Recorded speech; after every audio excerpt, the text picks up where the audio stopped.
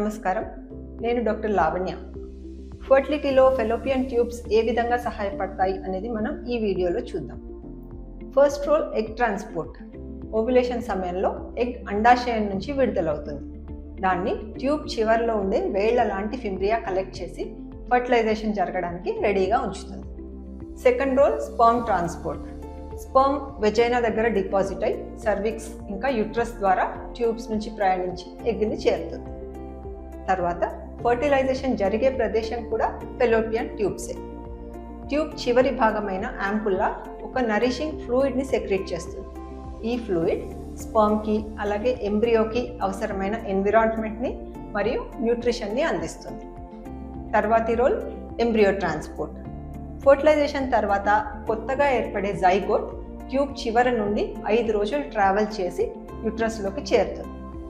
Cilia అనే చిన్న hair లాంటివి ట్యూబ్ లోపల ఉంటాయి. ఇవి ఇంకా ఫెలోపియన్ ట్యూబ్ యొక్క మజిల్ పెరిస్టాల్సిస్ అనే కండరాల కదలికలు, ఇవి రెండు కూడా ఎంబ్రియో ట్రాన్స్పోర్ట్లో సహాయపడతాయి. ఎంబ్రియో ఎర్లీ డెవలప్మెంట్ కూడా ట్యూబల్ ఫ్లూయిడ్ సపోర్ట్ చేస్తుంది. ఒక్క సెల్తో మొదలైన ఎంబ్రియో గర్భాశయాన్ని ఆ లైనింగ్ని చేరేటప్పటికి 100 కన్నా ఎక్కువ సెల్స్ ఉండే బ్లాస్టోసిస్ట్గా అభివృద్ధి చెంది ఉంటుంది. గర్భాశయం లోపల పొరలో ఇది ఇంప్లాంట్ అవ్వడానికి సిద్ధంగా ఉంటుంది. ఇలా ఫెలోపియన్ ట్యూబ్కి ఫర్టిలిటీ రిలేటెడ్గా దాదాపు అన్ని స్టేజెస్లో కూడా ఒక ముఖ్యమైన పాత్ర ఉంటుంది.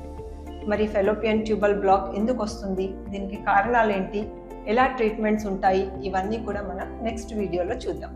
Thank you.